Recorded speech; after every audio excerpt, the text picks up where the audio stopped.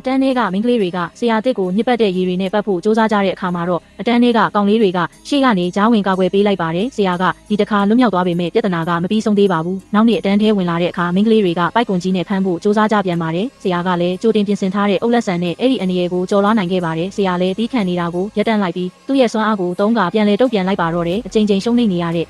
အတွက်ခေါင်းဆောင်မင်းကလေးကအရန်ဒေါသထွက်နေချိန်မှာဆရာကသူတို့ကိုလောင်းကေးတစ်ခုထက်ကမ်းလှမ်းလိုက်ပါတယ်အဲ့ဒါကတော့3ရက်အတွင်းသူ့ကိုအရှိတ်ရအောင်လုပ်နိုင်ရင်သူ့เจ้าကနေအလုပ်ထွက်ပေးမယ်ဆိုတာပါပဲ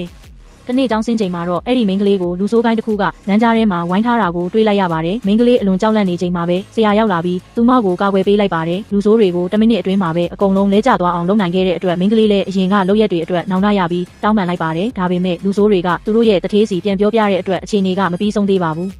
နောက်တနေ့မှာတော့ကျောင်းအုပ်ကြီးကိုလူတွေကအဆက်ခွဲနေတာကိုဆရာတွေ့လိုက်ရပါတယ်ကျောင်းအုပ်ကြီးကကြောက်လန့်တကြားနဲ့သူတို့ကျောင်းရဲ့အဆိုးဆုံးကျောင်းသားချက်အကြောင်းကိုပြောပြပါတယ်ချက်ဟာအင်မတန်မောက်မာပြီးဘယ်သူမှမထိရဲတဲ့သူဖြစ်တဲ့အတွက်ကျောင်းအုပ်ကြီးကဆရာကိုအမြန်ဆုံးအလုပ်ထွက်ဖို့အကြံပေးပါတယ်ဆရာကတော့တင်းငိမ်စွာပြုံးပြပြီးချက်ရဲ့အတန်းစီတန်းသွားလိုက်ပါတယ်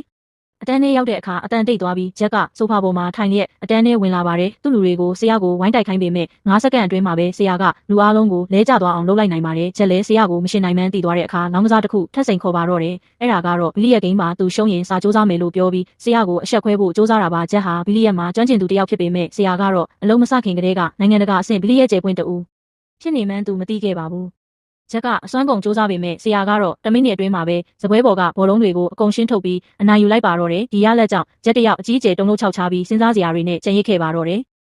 အတန်းလေးကမင်းကလေးတွေကဆရာတစ်ကိုညစ်ပတ်တဲ့ရေတွေနဲ့ပတ်ဖို့စူးစမ်းကြတဲ့အခါမှာတော့အတန်းလေးကကောင်လေးတွေကရှေ့ကနေကြားဝင်ကာကွယ်ပေးလိုက်ပါတယ်ဆရာကဒီတခါလွတ်မြောက်သွားပေမဲ့ပြဿနာကမပြီးဆုံးသေးပါဘူးနောက်နေ့အတန်းထဲဝင်လာတဲ့အခါမင်းကလေးတွေကပိုက်ကွန်ကြီးနဲ့ဖမ်းဖို့စူးစမ်းကြပြန်ပါတယ်ဆရာကလည်းကြိုတင်ပြင်ဆင်ထားတဲ့အုပ်လက်ဆန်နဲ့အဲ့ဒီအနေရေကိုကြော်လွှားနိုင်ခဲ့ပါတယ်ဆရာလည်းတီးခံနေတာကိုရပ်တန့်လိုက်ပြီးသူ့ရဲ့စွမ်းအားကိုသုံးကပြန်လေတုတ်ပြန်လိုက်ပါတော့တယ်အချိန်ချင်းရှုံးနေရတဲ့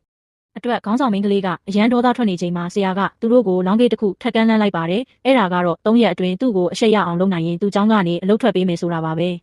တနေ့ကျောင်းဆင်းချိန်မှာတော့အဲ့ဒီမင်းကလေးကိုလူဆိုးကိုင်းတစ်ခုကလမ်းကြားထဲမှာဝိုင်းထားတာကိုတွေ့လိုက်ရပါတယ်မင်းကလေးအလွန်ကြောက်လန့်နေချိန်မှာပဲဆရာရောက်လာပြီးသူ့မောက်ကိုကာကွယ်ပေးလိုက်ပါတယ်လူဆိုးတွေကို10မိနစ်အတွင်းမှာပဲအကုန်လုံးလဲကျသွားအောင်လုပ်နိုင်ခဲ့တဲ့အတွက်မင်းကလေးလည်းအရင်ကလုပ်ရက်တွေအတွက်နောင်တရပြီးတောင်းပန်လိုက်ပါတယ်ဒါပေမဲ့လူဆိုးတွေကသူတို့ရဲ့တထေးစီပြန်ပြောပြတဲ့အတွက်အခြေအနေကမပြီးဆုံးသေးပါဘူးနောက်တနေ့မှာတော့ကျောင်းအုပ်ကြီးကိုလူတွေကအဆက်ခွဲနေတာကိုဆရာတွေ့လိုက်ရပါတယ်ကျောင်းအုပ်ကြီးကကြောက်လန့်တကြားနဲ့သူတို့ကျောင်းရဲ့အဆိုးဆုံးကျောင်းသားချက်အကြောင်းကိုပြောပြပါတယ်ဂျက်ဟာအင်မတန်မောက်မာပြီးဘယ်သူမှမထိရဲတဲ့သူဖြစ်တဲ့အတွက်ကျောင်းအုပ်ကြီးကဆရာကိုအမြန်ဆုံးအလုပ်ထွက်ဖို့အကြံပေးပါတယ်ဆရာကတော့တင်းငိမ်စွာပြုံးပြပြီးဂျက်ရဲ့အတန်းစီတန်းသွားလိုက်ပါတယ်အတန်းထဲရောက်တဲ့အခါအတန်းတိတ်သွားပြီးဂျက်ကဆိုဖာပေါ်မှာထိုင်ရက်အတန်းထဲဝင်လာပါတယ်သူ့လူတွေကိုဆရာကိုဝိုင်းတိုက်ခိုင်းပေမဲ့9စက္ကန့်အတွင်းမှာပဲဆရာကလူအားလုံးကိုလဲကျသွားအောင်လုပ်လိုက်နိုင်ပါတယ်ဂျက်လည်းဆရာကိုမရှင်